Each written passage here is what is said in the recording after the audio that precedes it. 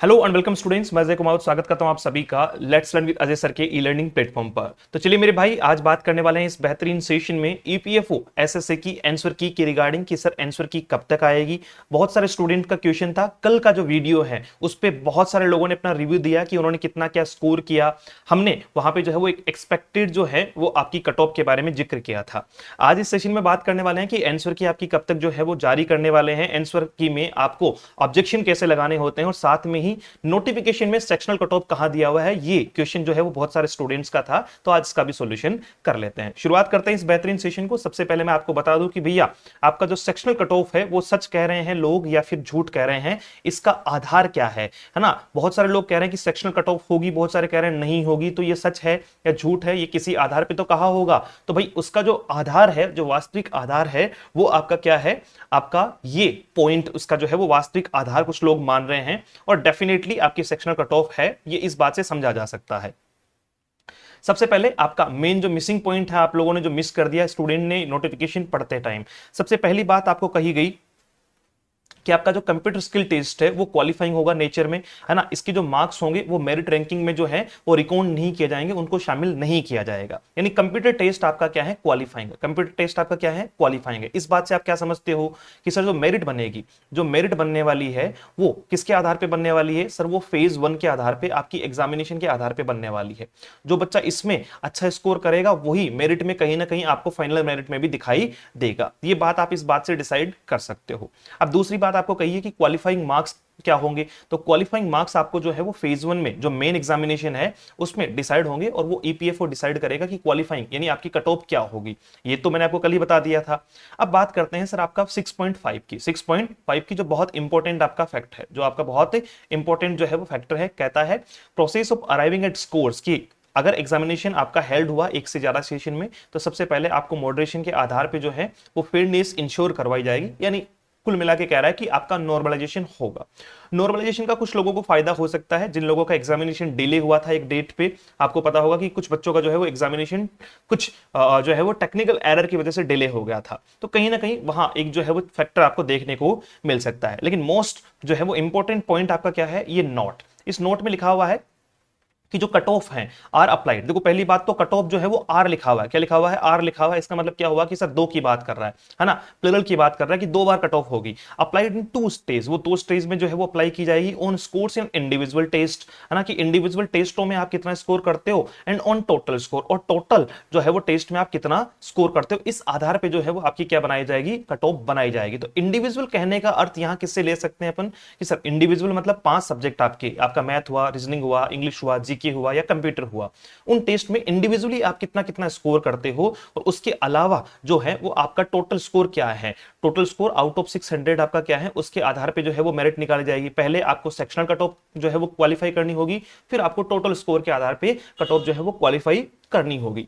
इसको मैं थोड़ा और ऑथेंटिक इसलिए भी मानता हूं क्योंकि जैसा कि मैं आपको बता दूं कि बहुत सारे स्टूडेंट्स को पता होगा कि 2019 में यानी 2019 में जो है वो आपका ईपीएफओ एसएसए एग्जामिनेशन हुआ था, आईबीपीएस ने उसको कंडक्ट करवाया था, ठीक है। और आईबीपीएस के पैटर्न में मैं आपको पहले भी बता चुका हूं इस बारे में, 35-35-30 का जो है वो पैटर्न चलता है। अगर प्रीलिम्स की बात करें तो 35-35-30 का, यानी 35 क्वेश्चन मैथ के, 35 क्वेश्चन जो है वो किसके हैं, आपके रीजनिंग के हैं, और 30 क्वेश्चन किसके हैं, इंग्लिश के। टाइम कितना सर, 60 मिनट का।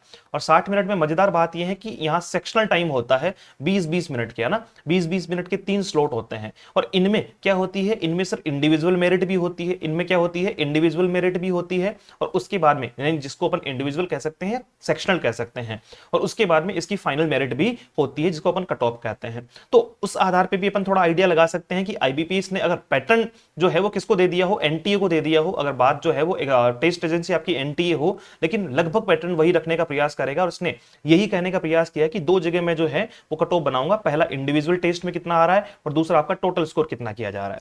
इसके ठीक बाद में हम बात करेंगे आपका आंसर की का जो है वो क्वेश्चंस था बहुत सारे बच्चों का। मैंने सबसे पहला क्वेश्चन आपका जो है वो सॉल्व कर दिया है कि भाई आपका किस पार्ट में ये कहा हुआ है कि सेक्शन कट ऑफ होगी या नहीं होगी। तो वो आपका 6.5 है, आप खुद नोटिफिकेशन पढ़ सकते हो, वही का स्क्रीनशॉट लिया हुआ है। अब बात कर रहे हैं कि सर एक्सपेक्टेड आंसर की क्या है, कब तक जो है वो आंसर की बोर्ड जो है वो जारी कर देगा और हमें अपने क्वेश्चन को देखने का मौका मिलेगा, हमें उन्हें उनमें ऑब्जेक्शन लगाने का मौका मिलेगा। ऑब्जेक्शन बहुत सारे स्टूडेंट्स को है, कई स्टूडेंट्स के जो है वो कमेंट आए कल की वीडियो पे भी कि सर कुछ क्वेश्चन रीजनिंग में उन्हें गलत नजर आए, कुछ इनको इंग्लिश में गलत नजर आए, भैया मैं अभी कह दे रहा हूं जितने क्वेश्चन आपको गलत नजर आए हैं वो सब के सब मैं आपको जो है वो एक ग्रुप भी बना दूंगा, साथ में आपको जो है वो 9024098981 इस नंबर पर आपको क्या कर देना है, व्हाट्सअप करके मैसेज कर देना है, भले ही वो रीजनिंग का हो, मैथ का हो, इंग्लिश का हो, जीके का हो या कंप्यूटर का हो, सब के सब जो हैं वो क्या करेंगे, इस नंबर पर जो है वो जिन जिन लोगों को ऑब्जेक्शन लगाना है और उनको सोर्स नहीं मिल रहा, स्पेशली इंग्लिश की मैं 100% जो है वो जिम्मेदारी लूंगा क्योंकि वो मेरा खुद का सब्जेक्ट है, तो इसका सोर्स आपको कहां से देना है वो मेरी जिम्मेदारी होगी। जिस भी क्वेश्चन पे आपको लगती है कि सर ऑब्जेक्शन है इस क्वेश्चन पे, तो आप मुझे भेजिएगा, मैं चेक करके उसका सोर्स निकाल के आपको दूंगा, चाहे वो ऑक्सफोर्ड से देना पड़े, आपको कहीं से भी देना पड़े। दूसरा, रीजनिंग है, मैथ है, अगर इनमें भी आपको डाउट लगे तो हमारे बहुत सारे साथी एक्सपर्ट जो हैं वो इस फील्ड के हैं, तो डेफिनेटली वो आपकी मदद करने के लिए आगे आएंगे, आपको सोर्स हम निकाल के देंगे, ऑब्जेक्शन आपको लगाना होगा। ईपीएफओ स्टेनो का एग्जामिनेशन हुआ था जो आपका फर्स्ट ऑफ अगस्त 2023 को हुआ था, और आंसर की इन लोगों ने जारी की थी 11 दिन बाद में, यानी 12 अगस्त 2023 को। ठीक है, 12 अगस्त 2023 को जो है वो आंसर की जारी की थी, 10 से 11 दिन इन्होंने लिए थे। लेकिन ये आपका पहला एग्जाम था। जब भी किसी भर्ती में दो टाइप की एग्जामिनेशन होती है, जैसे आपका ईपीएफओ में इस बार दो थी, एक आपका कौन सी थी, स्टेनो थी, और दूसरी आपकी कौन सी थी, एसएससी थी। तो पहली एग्जाम कौन सी जो है वो कंप्लीट हो गई, स्टेनो हो गई, दूसरी कौन सी है, एसएससी। तो जब भी सेकंड की बात आती है तो सेकंड के आंसर की में टाइम नहीं लगता है, ये बात ध्यान रखिएगा। क्यों?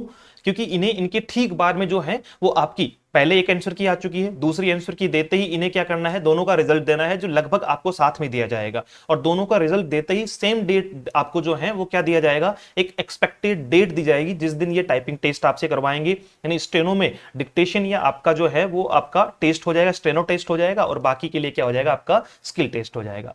तो ईपीएफओ एसएससी की जो आंसर की है वो मोस्ट प्रोबेबली जो एक्सपेक्ट की जा रही है वो आपका लास्ट वीक ऑफ अगस्त है। मैं ये भी कह सकता हूं कि लास्ट वीक ऑफ अगस्त कहने का मतलब आज 24 हो चुकी है, तो 5 से 6 दिन, और मोस्ट प्रोबेबली जहां तक मुझे ध्यान में है ये आपकी मंडे या ट्यूसडे से पहले पहले आ जाएगी। आज हो गया थर्सडे, तो 3 से 4 दिन के अंदर आपको जो है वो क्या देखने को मिल जाएगी, आपकी आंसर शीट देखने को मिल जाएगी। और आप आंसर की देखने के बाद में जिस जिसको लगे कि क्वेश्चंस में ऑब्जेक्शन लगाने हैं तो वो हमसे संपर्क करें और हमें भी बताएं, ताकि हम आपको हर संभव जो है वो मदद आपकी कर सके। इसके अलावा किसी भी प्रकार का कोई क्वेश्चन हो तो डेफिनेटली आप जो है वो कमेंट बॉक्स में टाइप करें, इस पे अपन और चर्चा करेंगे। नया क्वेश्चन आपका ये हो सकता है कि सर आपका जो स्किल टेस्ट है, टाइपिंग टेस्ट है, वो कैसे करवाया जाएगा। बहुत सारे स्टूडेंट्स के कमेंट्स थे कल की वीडियो पे भी कि सर पहली चीज तो ये है कि उसमें बैक स्पेस अलाउड होगा कि नहीं होगा, वो सॉफ्टवेयर पे होगा या हमें जो है वो पेज देके उससे टाइपिंग करवाई जाएगी, कीबोर्ड कौन सा यूज होगा, एनटी का पैटर्न क्या है ना, स्ट्रेंथ क्या है एनटी की, उसकी स्पीड और एक्यूरेसी कैसे मेंटेन करनी है। तो ये सारी चीजें मैं आपके सामने बहुत जल्दी लेकर आऊंगा, पूरा रिसर्च करके। एनटीए पे पहले रिसर्च करेंगे कि भैया एनटीए ने जो जो वैकेंसी अभी कंप्लीट करवाई है उनमें इसका पैटर्न क्या था, उसी पैटर्न के आधार पर मैं आपके सामने जो है वो चीजें लेकर आऊंगा। तो मुलाकात करेंगे एक और नए और बेहतरीन सेशन में आप लोगों से, तब तक आप जो है वो बेहतरीन तरीके से अपनी तैयारी को जारी रखें। जिन लोगों को अभी भी एक्सपेक्टेशन है कि वो मेरिट को क्वालिफाई कर रहे हैं, प्रीलिम्स को क्वालिफाई कर रहे हैं, तो वो आज से ही बिना अपना टाइम वेस्ट किए हुए आज से ही जो है वो टाइपिंग टेस्ट की तैयारी करना शुरू कर दे। Thank you so much, have a great day, see you soon in the next session. जय हिंद।